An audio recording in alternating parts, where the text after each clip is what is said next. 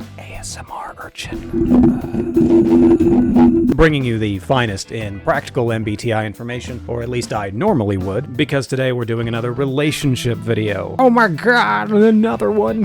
And you know how much I like doing those. Give me some of the pain and let me die. Today's relationship under a very, very small microscope is ENTP and INFJ, because clickbait. Gotcha, bitch! I will, of course, be talking about the general theme of these two personalities being in a relationship, with the small preface that, of course, any personality types can come together to make a successful relationship. You should not be using MBTI to try and pick your life partner. Just not a smart thing to do. As with all relationship quandaries, we first need to identify the two creatures we're hypothetically forcing into a relationship, which, by the way, one of my issues with making these kinds of videos, there's always that one person in the comments claiming to have the exact relationship pairing and telling me how wrong I am, because it's not like 90% of the community mistypes themselves or anything.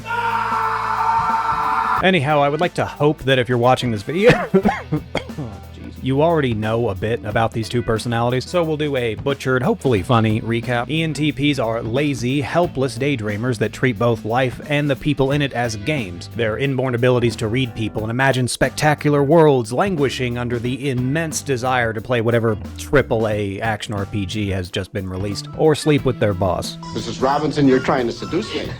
INFJs, on the other hand, are sensible, driven, self-centered workaholics with a bent towards cooperativeness and social cohesion. The chink in their armor of resolute logic and ambition being that they periodically forget other people exist, presenting as a weaker preference for the perspectives of others. As with all personalities, they do have their strengths and weaknesses. But what typically happens if you were to put these two types together and force them to cohabitate? Which brings us to compatibility and challenges. Of course, we're talking about an ENTP and, any other personality, so we're obviously going to see some challenges there. But we'll first focus on the positives, because I'm such a half glass full kind of guy. In a perfect world where we have these two personalities in an ideal relationship, the INFJ can bring focus and stability to the ENTP's life, helping them harness their wild imagination into something more productive. An INFJ would theoretically have a wealth of knowledge when it comes to following through with tasks and objectives. Mind you, the ENTP is going to try and weasel their way out of doing anything productive or serious by any means necessary once they get, bored, in which case you're going to have to resist their attempts at seduction. So what can the ENTP do for the INFJ? Since they're almost always busy with school, training, career, or just being a productive member of society, the INFJ is only really interested in the ENTP's more noticeable talent, being entertaining. They are essentially the INFJ's court jester, with benefits.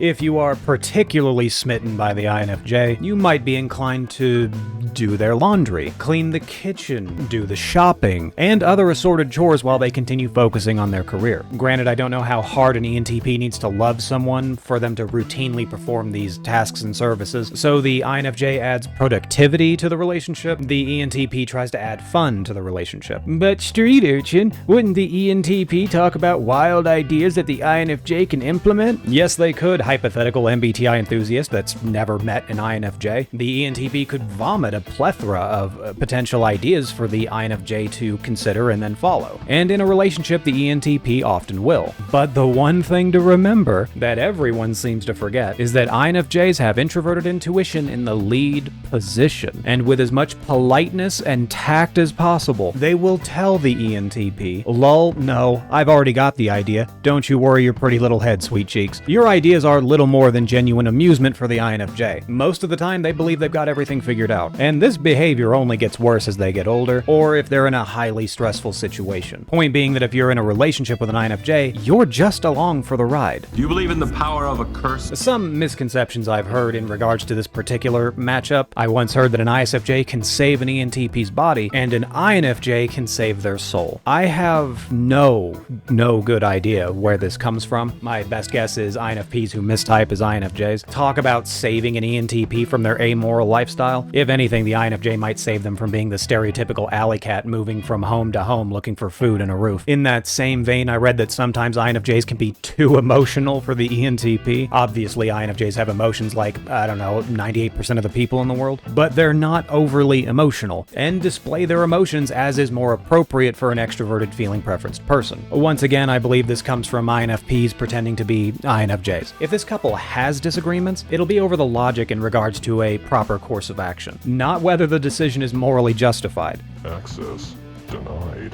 So some tips and tricks for keeping this near mythical personality pairing alive for many years to come. Obviously, the ENTP is going to be the more delicate portion of this equation. They scare easy, aversion to commitment, allergic to stress, lazy. I could go on, but you see where I'm going with this. I had another ENTP recently tell me that they were like a house plant. They don't do much, but if you give them water and occasional sunlight, they'll look pretty for you. I think generally speaking, this is a pretty apt description. ENTPs thrive in stress-free environments.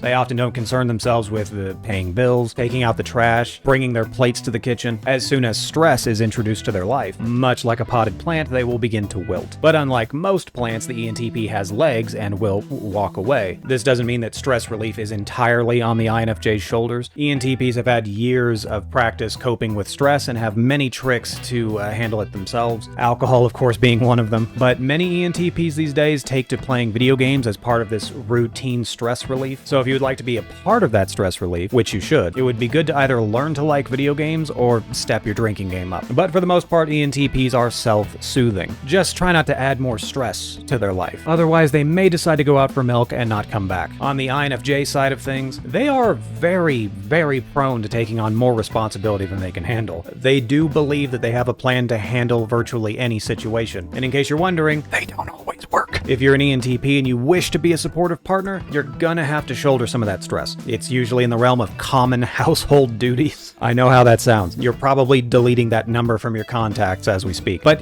hear me out for a moment. This could be an opportunity for you to figure out how to make washing the dishes fun. I haven't figured it out yet, but you might. And the rewards for doing so are an extremely content INFJ partner. Learning to cook and improve the foods they enjoy is incredibly effective, which allows you to perform a thoughtful act and expressing yourself creatively. However, a lot of this hinges on the ENTP living in a minimal stress environment so that they can tolerate doing these things, which, as you can imagine these days, is not an easy feat to accomplish. Potential conflicts in this relationship should be apparent. You've got one personality that's hyper-focused on their life plans, and the other can barely be bothered to get out of bed when the sun rises. But just in case, I'll mention some of the more likely scenarios. Conflicting ideas are going to be a staple of conversations as the relationship progresses. INFJ will come up with a plan. ENTP is going to poke holes in it, which, by the way, if the ENTP is doing that, it means they trust you will not get upset. There's also the whole intimacy thing. INFJs do have a ever so slightly stronger connection to their feelings. They're often going to want a lot of affirmation of love. In the beginning of a relationship, the ENTP is most likely going to be okay with this. And I don't mean relations. I mean just laying together, cuddling, and whispering sweet nothings. But we have to remember that the ENTPs are going to get real bored real quick. So if you make it worth their while to do it, or you're keeping them in a stress-free environment, they'll be more willing to tolerate it. And an issue that everyone has when seeing an ENTP, the boredom factor. If you're placating their interests, engaging in their wild conversations, giving them as little stress as possible, then you'll be in the clear for many, if not all of their years to come. But if you're hyper-focused on your career, don't take their suggestions or advice seriously, or complain that they're spending too much time de-stressing, they'll be searching for the next ticket out. And much like yourself, they will not be looking back. In summary, I think that this pairing, like any other pairing, will work under the right conditions. In a heterosexual relationship, I suspect that it works better if the male is INFJ, as it's typically more attractive to have a man who's persistently focused on their careers, plans, goals, etc. The downside being that ENTP females are less inclined to put up with behavior they don't like, and knowing they can easily call it quits and find someone else. However, I believe that if both are willing to come together and work on their weaknesses, even just a little bit, that the relationship can be very long-lasting. Don't know if you can convince an ENTP to get married, but anything's possible, right? Just make sure it's a low-stress environment and the ENTP has something to drink. And I think that about wraps up another horrible relationship video for MBTI. I am certain that I've said this a million times by now. Look for common interests, not common cognitive functions, when deciding on a relationship partner. MBTI can only give us so many clues about how a relationship is likely to evolve as it goes on. But I think that an ENTP-INFJ relationship can be fantastic, and just the same, it can end in horrible tragedy. Thanks for watching. Like, subscribe, share, join the Discord. Remember that Movie Mondays are Christmas-themed this month, live streams on Saturdays, and I thank everyone that's subscribed to my Patreon. And as always, I'll catch you next time. Bye!